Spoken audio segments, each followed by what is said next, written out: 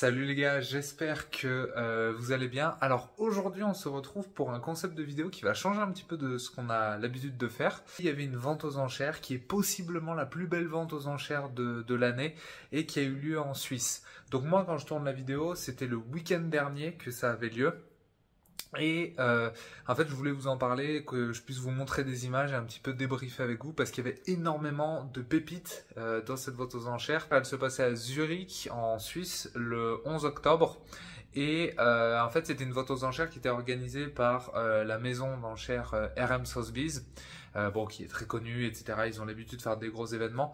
Mais cette fois, ça avait la particularité en fait que c'était une collection qui appartenait à une seule personne. Donc c'est une énorme collection, il y avait je crois au total 42 voitures à vendre, que des voitures assez pépites honnêtement, et il y avait certaines voitures qui étaient assez dingues. Donc point qui est assez rigolo entre guillemets, c'est que cette collection appartenait effectivement à une seule personne, et cette personne c'est une femme, donc c'est assez rare pour être souligné. Et cette femme, en fait, c'est Deborah Mayer. Donc, je crois que c'est une femme qui a une cinquantaine d'années maintenant, qui a fait en fait sa fortune dans la finance. Elle a des sociétés de finance en Suisse. Elle est active dans beaucoup d'entreprises aussi. Et elle est très active en fait dans le monde de la course automobile. Elle-même pilote, en fait, elle a participé, je crois, à des grands prix de Ferrari Challenge. Donc, elle a eu un certain background, on va dire, dans la course automobile. Et maintenant, elle gère aussi beaucoup d'écuries et de choses reliées à la course automobile. C'est typiquement la fondatrice de l'écurie de course que vous voyez souvent au Mans, Iron Dam. Donc c'est elle qui a créé ça, et en fait elle est très engagée dans le développement et la présence des femmes dans le sport en général. Donc comme j'ai pu vous dire, c'était une collection qui avait 42 véhicules au total. Et alors la majorité c'était une collection de Ferrari, mais il y avait aussi d'autres marques. Typiquement là je vous mets à l'écran en fait un petit pêle-mêle un petit peu de tout ce qu'il pouvait y avoir à vendre. Donc vous voyez c'est beaucoup de Ferrari, mais il y avait une Bentley Continental GT3R qui est super rare. Il y a beaucoup de Ferrari très rares, il y a de la F12 dans des configs incroyables, on va plus en parler, il y a de la F12 TDF, il y a de la Daytona SP3, il y a de la Speciale Aperta, il y a une Lamborghini, enfin il y en a même plusieurs, mais il y a une Lamborghini Sian. Il y a des Pagani aussi, donc par exemple une Huayra Roadster BC, il y a une Pagani Utopia, enfin voilà, il y a de la Ferrari, il y a évidemment une F40, c'est un peu j'ai envie de dire la base dans une collection de voitures. Et vous avez pu voir aussi qu'il y a quelques véhicules de course, parce qu'encore une fois, vu qu'elle est impliquée là-dedans, en fait, elle a plaisir, en fait, je suppose, à avoir aussi des véhicules de course. Donc, vous pouvez retrouver des Ferrari FXXK, ce genre de choses. Il faut savoir que sur les 42 voitures qui ont été mises aux enchères, elles sont toutes parties. Donc, il n'y a pas de véhicule qui est resté sur le carreau. Tout est parti. Et il y en a certaines avec des configurations assez folles, et c'est en fait ça que je vais vous montrer maintenant. Typiquement, vous voyez cette Ferrari F12, donc c'est une F12 Berlinetta, c'était une 70e anniversaire. Donc en fait, Ferrari avait sorti pour ses 70 ans des couleurs un petit peu spéciales, et qui étaient applicables à seulement un modèle de la gamme de produits qu'ils avaient à l'époque. Et en fait, cette F12 Berlinetta, dans ce bleu si particulier, c'est en fait un modèle qui est unique au monde, parce qu'il pouvait y avoir qu'une seule F12 Berlinetta avec cette couleur, et du coup le badge des 70 ans.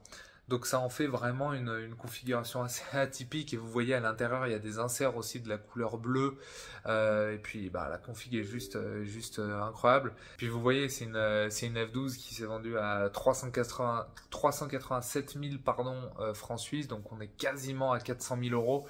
Donc ça commence à faire des sacrés montants. Vous avez aussi une magnifique F12 TDF dans un rouge juste splendide. Vous avez évidemment de la Speciale Aperta, de la 488 Pista. Vous avez une Sian qui est juste magnifique parce qu'elle est dans une configuration en fait d'un bleu presque nuit, un bleu nuit, ouais, avec beaucoup de détails en doré. Et pour ceux qui savent pas, la Sian, en fait, c'était une des premières Lamborghini à être équipée de l'hybridation. Et en fait, c'était un peu l'introduction de Lamborghini à cette technologie hybride et ils commençaient en fait à le développer. C'était entre guillemets le laboratoire pour la Revuelto qui est venu après. Mais voilà, c'est une hypercar, c'est rarissime, ça coûte une fortune. La sienne, elle a été vendue à plus de 2 millions de francs suisses, donc voilà, c'est quand même un gros morceau de sa collection. Ce qu'il faut savoir, c'est que les gens qui étaient présents dans la salle ce jour-là, c'était des gens qui étaient triés sur le volet. Il y avait beaucoup de top clients de Niki Hassler. Donc Niki Hassler, c'est un des plus gros revendeurs Ferrari en Suisse. Donc autant vous dire que c'était des personnes dans la salle qui n'avaient aucun problème d'argent. Parce que quand on est top client d'une des plus grosses concessions Ferrari de Suisse, c'est que voilà, on n'est pas gêné par l'argent. On m'a raconté qu'en fait, c'était presque devenu un jeu et que c'est pour ça aussi qu'il y a des prix qui paraissent un peu élevés sur certaines voitures. C'est qu'en fait, les mecs n'ont tellement aucun frein financier que des fois, c'était presque en fait devenu une sorte de jeu entre eux en mode ah bah vas-y, je rajoute 200 000 sur la Ferrari. Ah bah tu vas pas me suivre. Ah si, je mets 500 000 de plus. Et en fait, vu qu'ils se connaissent, c'était presque devenu un peu un jeu et une sorte de bataille d'ego. Enfin, c'était très bizarre, honnêtement. Et c'est pour ça qu'il y a certaines voitures qui sont parties à des prix qui n'ont aucun sens, en tout cas aucun sens dans le marché actuel. Notamment, cette 360 Modena que vous voyez. Donc, ok, elle est magnifique, hein, elle est splendide, elle a un très beau rouge, elle a un intérieur couillot qui est juste splendide, c'est une boîte méca, elle a pas beaucoup de bornes, tout ce qu'on veut. Mais une Modena boîte méca, ça vaut pas. Là, elle a été vendue à 172 000 francs suisses. Faut rajouter les taxes aussi, parce que forcément, quand vous faites la vente aux enchères, faut payer ensuite RM Sotheby. Donc en gros, vous arrivez quasiment à 200 000 sur une Modena. Ça n'a aucun sens. Honnêtement, ça n'a aucun sens. Ça vaut pas ce prix-là sur le marché. Voilà, ceux qui l'ont acheté, c'est un peu irrationnel, mais bon, ce genre d'événement aussi pousse à ce genre de comportement. Si on continue un petit peu de décortiquer les pépites de la collection de Deborah Mayer, vous avez par exemple cette Pagani Utopia qui est partie à 3 millions, quasiment 300 000 francs suisses, mais qui est dans une configuration exceptionnelle parce qu'elle est toute rouge en fait, vous voyez, mais il y a énormément d'inserts en carbone rouge, mais dans une teinte de rouge différente. Donc en fait, c'est des nuances de rouge qui ressortent en fonction aussi de la matière. Enfin, elle est juste exceptionnelle. Et puis, enfin, vous connaissez la Pagani Utopia, c'est une sorte d'œuvre d'art roulante. C'est l'œuvre de Horacio Pagani qui arrive toujours à faire des intérieurs d'une beauté inimaginable et des finitions qui sont inégalées dans le secteur de l'automobile. Donc c'était très cool de voir un modèle aussi incroyable être vendu lors de cette vente aux enchères. Il y avait aussi une Huayra Roadster BC, donc c'est la version radicale de la Huayra et en plus en Roadster, donc ça en fait pareil, ça fait une pièce qui est juste fabuleuse. Elle s'est vendue à 4 millions, alors quasiment 4 500 000 francs suisses. C'est juste du délire, mais la config est très stylée parce que c'est un bleu avec des accents pareil un peu dorés. Si on continue, il y a forcément une F40, c'est une collection, la grande majorité de Ferrari, donc forcément il y a une F40 qui traîne quelque part. La sienne est voilà, magnifique, elle est dans un état splendide, donc pas grand chose à vous dire sur la F40, vous connaissez, mais c'est toujours marrant de voir qu'il y a toujours une F40 qui traîne dans le coin. Également, il y a une magnifique LaFerrari qui a été vendue pour 3 300 000 francs suisses.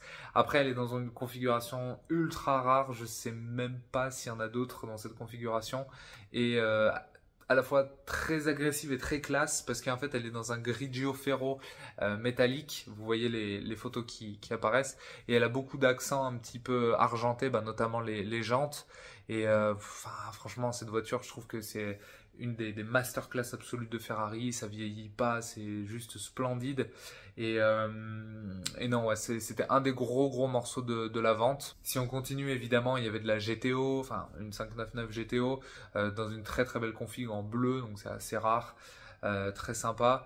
Vous aviez, comme j'ai pu vous dire, des voitures de course aussi qui étaient dans cette vente. Notamment, vous avez une 488 GT3, vous aviez une Huayra R, ce qui est juste délirant.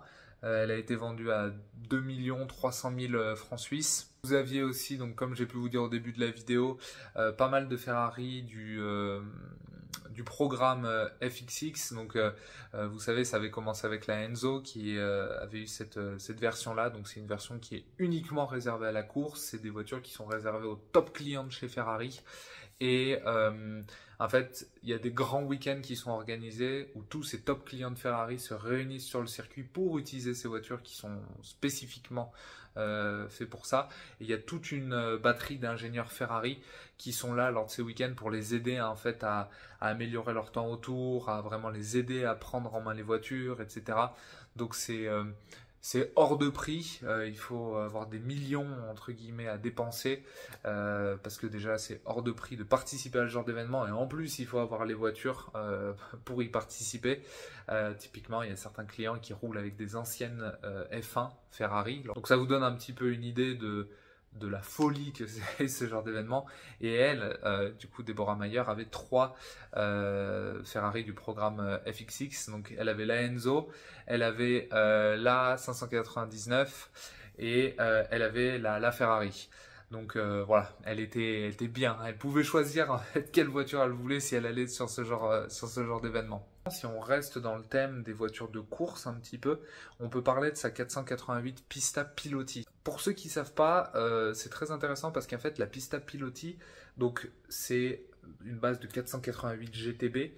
Ensuite il y a eu la version radicale, donc la Pista. Et ensuite il y a eu une gamme très limitée qu'ils ont appelée Pista Piloti, qui en fait était réservée aux personnes qui couraient pour Ferrari. Donc ça peut être des pilotes de Formule 1.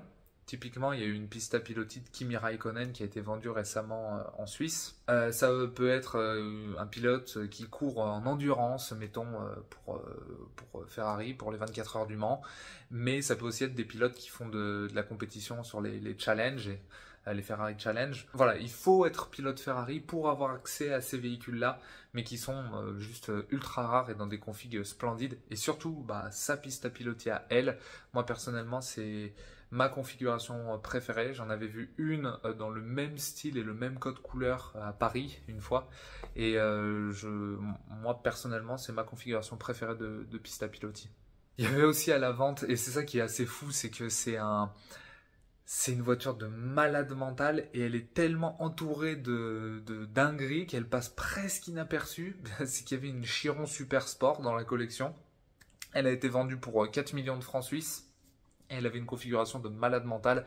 Vous voyez les images à l'écran, mais tout en carbone bleu, enfin incroyablement belle, enfin énormément de goût dans cette config, super classe et à la fois super agressive, enfin juste splendide. Je m'excuse d'ailleurs si on va un petit peu vite sur les configurations et qu'on montre pas en fait tous les véhicules, tout simplement parce que sinon ça serait une vidéo qui pourrait durer 1 heure, 2 heures, 3 heures si on prenait chaque véhicule. Et en plus chaque véhicule a des configurations super spéciales. Donc voilà, j'essaie de vous prendre un petit peu les meilleurs morceaux on va dire de la collection et de vous les détailler un petit peu.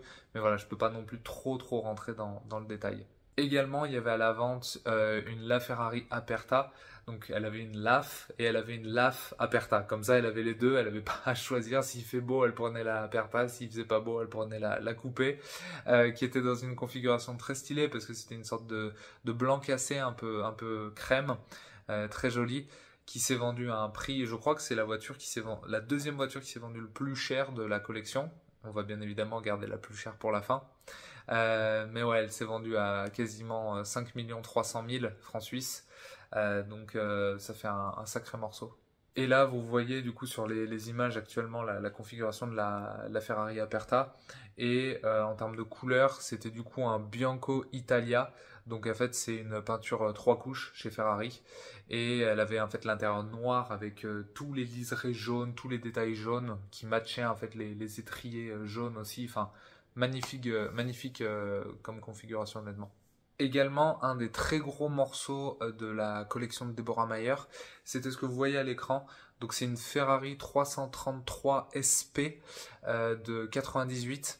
Donc en fait, pour vous expliquer un petit peu d'où vient cette Ferrari, c'est la première voiture de course qui est développée par Ferrari exclusivement pour les clients particuliers. C'est-à-dire que c'est une voiture de course qui pouvait participer aux 24 heures de Daytona, ce genre de choses, mais qui n'était pas engagée par Ferrari eux-mêmes. Ils vendaient ça à des clients privés et des écuries privées, et ensuite eux prenaient la voiture et faisaient entre guillemets les courses. Les courses avec ce véhicule. La sienne, typiquement, je viens de regarder, elle a gagné en fait à Barcelone et à Monza. Donc en plus, c'est une voiture qui a un palmarès et qui a gagné des grands prix. C'est une voiture qui a en fait un côté historique, qui est dans une livrée moi, que je trouve magnifique et assez originale, dans un vert comme ça. Elle s'est vendue à 5 200 000 francs suisses, donc c'est un énorme morceau de la collection. Mais on peut comprendre, c'est une voiture qui a marqué l'histoire de Ferrari parce que c'est la première voiture de course réservée pour les clients privés. En plus de ça, c'est une voiture qui a un palmarès en course. Donc elle a entre guillemets tous les arguments pour exploser dans ce genre de vente aux enchères. Et puis bah, vous voyez bien, hein, 5 200 000, c'est énorme comme chiffre. Ensuite, si on continue sur la collection de Deborah Meyer, on arrive bientôt au clou un petit peu de tout ça, mais je voulais quand même vous parler de cette voiture. Elle avait en fait dans sa collection une SA Aperta, donc c'est une Ferrari qui est un peu méconnue, je trouve, parce que en fait c'est la version, donc c'est sur une base de 599 GTB, qui ensuite a été radicalisée avec la 599 GTO, qu'on connaît tous. Et ensuite, ils ont sorti des exemplaires très limités, parce qu'il n'y en a que 80 dans le monde, de SA Aperta. Et en fait, la SA Aperta, c'est tout simplement une GTO qui est découvrable. Ça en fait juste un véhicule qui est incroyable sur l'aspect un peu philosophique. Enfin, c'est une GTO découvrable. Typiquement, ce qui a remplacé ensuite la 599, à savoir la F12, elle a eu sa version radicale, donc la TDF, mais la TDF n'a pas eu de version découvrable. Donc la SA Aperta, c'est un peu quelque chose de mythique, mais qui est pas très connu, qui est un peu passé qui est un peu dans l'oubli, on va dire. Et honnêtement, je pense que c'est des voitures qui vont prendre des cotes folles dans les années à venir. Typiquement, celle qu'elle avait dans la collection, elle s'est vendue à 1 748 000 francs suisses. Donc ça fait quand même un sacré montant.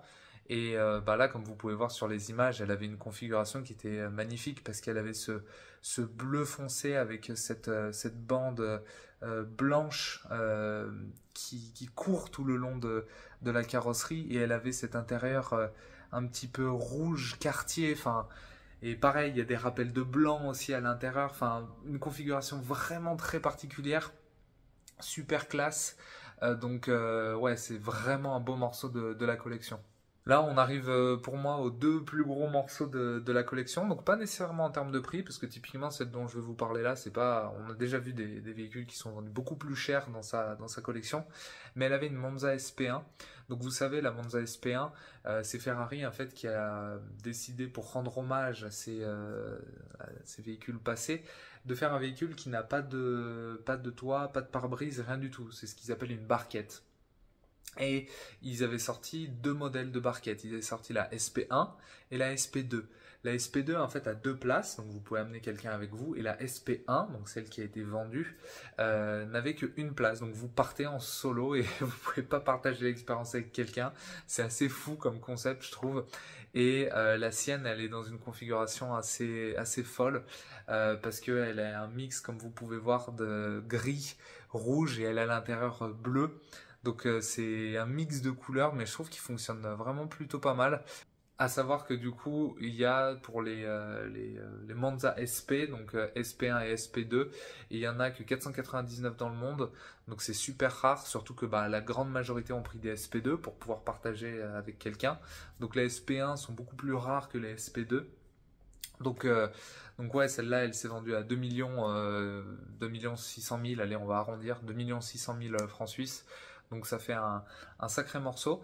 Mais ouais, je pense qu'on va tout de suite parler du clou du spectacle, de la voiture qui s'est vendue le plus cher lors de cette vente. Et je parle bien évidemment de sa Ferrari Daytona SP3 qui est juste exceptionnelle, honnêtement.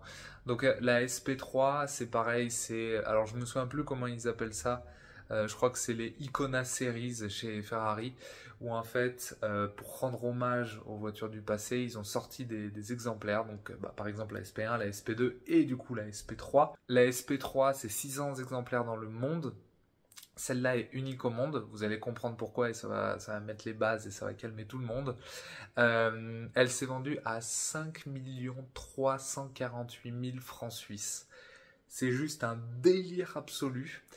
Mais en fait, elle est unique au monde tout simplement parce que Deborah Mayer est tellement importante comme client Ferrari et elle a une telle histoire avec la marque qu'elle a une couleur à son nom, les gars. Elle a une couleur à son nom, donc le Rosso Deborah. Et en fait, cette Daytona SP3 est dans cette couleur-là. Et c'est juste dingue. Il faut savoir que... Alors moi, personnellement, j'en ai discuté avec un pote le week-end dernier. On connaît que 3 personnes qui ont des couleurs exclusives chez Ferrari. Il y a du coup le Rosso Deborah, il y a un bleu Rothschild, pour une personne de la famille Rothschild, et il y a un Verde Francesca. C'est une personne, pareil, qui a une collection de Ferrari de malade mentale, et il a fait un verre qui est d'ailleurs magnifique, je vous mets des images à l'écran, et c'est un verre qu'il a appelé au nom de sa femme, donc qui s'appelle Francesca, donc Verde Francesca. Et pour revenir un petit peu sur la SP3 qui a été vendue, comme vous pouvez voir sur les images, elle est juste splendide parce qu'elle a ce Rosso Deborah qui a énormément de reflets, mais elle a aussi cet intérieur en velours un petit peu, qui est bleu électrique. Et en fait, ça fait un contraste qui est juste magnifique. Et l'intérieur, il pop tellement fort. Et ça doit être une voiture de malade mental à conduire parce qu'en fait, c'est le V12 de la 812 Superfast dedans. C'est un bon gros V12 parce qu'il a été... il produit 829 chevaux. Donc c'est quand même un sacré morceau. Et voilà, c'est la fin de cette vidéo parlant de la vente aux enchères de IRM Sotheby's. Donc ils avaient appelé Tailored for Speed. C'était la collection perso encore une fois de Deborah Mayer. Il y avait 42 voitures, elles ont toutes été vendues. Et au final, ça a quand même généré 70 millions de francs suisses. Donc le commissaire-priseur, il a dû bien aimer la journée. Je pouvais pas vous montrer tout dans le détail, je pouvais pas vous détailler chaque voiture une par une, ça aurait été trop long. Même là, en fait, j'ai presque l'impression d'être passé très vite sur certaines configurations, mais je voulais vous montrer le plus possible et je voulais pas faire une vidéo de 1 heure, honnêtement. Donc j'espère quand même que vous avez apprécié. J'espère que vous avez vu des pépites, honnêtement. J'espère aussi que vous avez aimé ce nouveau concept de vidéo, un petit peu comme ça, où on discute face caméra. Si ça vous a plu, peut-être que je le ferai sur d'autres sujets de l'actualité automobile, pourquoi pas. Et puis voilà. Dites-moi en commentaire si vous aviez budget illimité et que vous aviez le droit de prendre une seule voiture de la collection de Deborah, ce que vous auriez pris. Moi, j'avoue que c'est peut-être pas très original, mais j'avoue que sa SP3 dans la couleur avec son nom et l'intérieur bleu électrique, je trouve que c'est juste fabuleux. Mais après, il y a, la F12 aussi, elle était incroyable dans cette couleur, la Utopia avec les teintes de carbone, la Bugatti, c'était fou. Donc voilà, j'espère que ça vous a plu. Merci beaucoup d'avoir regardé cette vidéo, les gars. N'hésitez pas à mettre un pouce bleu. Encore une fois, dites-moi en commentaire la voiture que vous auriez pris. Et puis voilà, profitez bien de vos voitures, de vos road trips. Et puis nous, on se dit à la semaine prochaine pour une nouvelle vidéo. Ciao, ciao les gars.